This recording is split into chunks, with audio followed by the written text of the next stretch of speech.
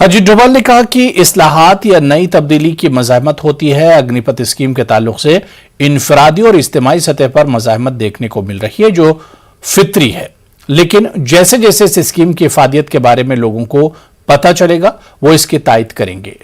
तंजीमों, जमातों और स्कीम के ताल्लुक से शुकूक व शुबहात दूर करने की कोशिश की। उन्होंने साफ कर दिया कि स्कीम को वापस लेने का कोई सवाल नहीं होता। We are talking about a young man who is 22 or 23 years old, has done 4 years of service and now is in the market. Compare him with any other 21, 22 years old man who has not become Agniveer. This person has become disciplined. He has got the capability to work in a team. He has learned skills. He has developed the confidence, and he is trainable. His mind and his vision, he has got an all India perspective.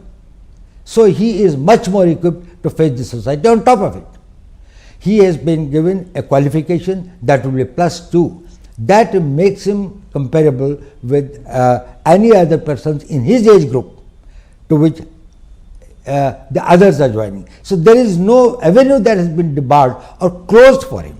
इसके लिए वो सारे रास्ते खुले हैं।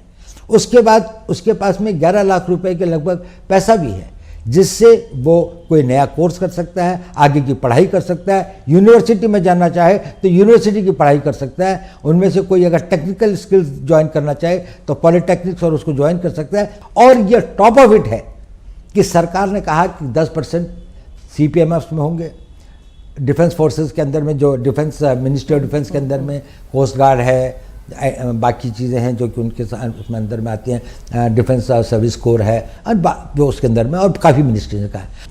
Sir, if this scheme was so overdue, so necessary, keeping in view that wars have changed, the nature of wars have changed, and the nature of the requirement of manpower has changed for India, अगर ये इतना overdue था तो इसके against इतने protest, इतने sudden protest क्यों हुए? देखिए, ऐसा है, इसमें दो तरह के प्रोटेस्ट या अपोजिशन है मैं कहूँगा। एक तो ये है जो कंसर्न है, वो देशभक्त भी हैं, उन्होंने देश की सेवा भी की है और अपने जीवन का बड़ा भाग जो है देश के लिए अपनी जानों की बाजी भी लगाई है। उनको फियर ऑफ अननोन है, और जब भी कोई परिवर्तन आता है, any time that a change comes, उसके साथ में जुड़ी हुई anxieties and fears are always there. कुछ भय होते हैं, कुछ आकांक्षाएं होती हैं, कुछ अनागतवती चिंताएं होती हैं जो आदमी को घेरती है। इतना बड़ा परिवर्तन, इतना बड़ा चेंज हो जाएगा तो कहीं ये तो नहीं सब कुछ पलट जाएगा। तो ये हम इसको समझ सकते हैं। इसके लिए आपने देखा होगा, यदि आपने 15 तारीख जून के बाद में जैसे जैसे इन लोगों को अधिक सूचना और पूरी बात का पता चल रहा है और भी बातों का समय के साथ पता लगेगा, वैसे वैसे ये लोग उसको समझ रहे हैं कि ये तो हमारी बड़ी पुरानी आवश्यकता थी, इसमें हमारे वेटरन्स भी शामिल हैं और ये एक अच्छी चीज़ है। उनके कंसर्न हैं कि इनका क्या होगा। अब उनको पता लग रहा है कि इनके लिए भी एक भविष्य निश्चित करने की योजना है। उनको ये लग रहा है कि आर्मी के अंदर में जो एक्सपीरियंस लोग रहेंगे कि नहीं, अब उनको भी पता लग रहा है कि नहीं, आर्मी तो एक्सपीरियंस लोगों की, आर्मी डिमोबिलाइज हो रही है, ये लोग तो रहेंगे ही, और इसके बाद में जो आएंगे वो अग्निवीर के स्ट्रीम से आएंगे, वो एक दूसरे स्ट्रीम से आ रहे हैं, पर यही फिर आगे उनके 5 साल 6 साल 15 साल ये और सर्विस करेंगे।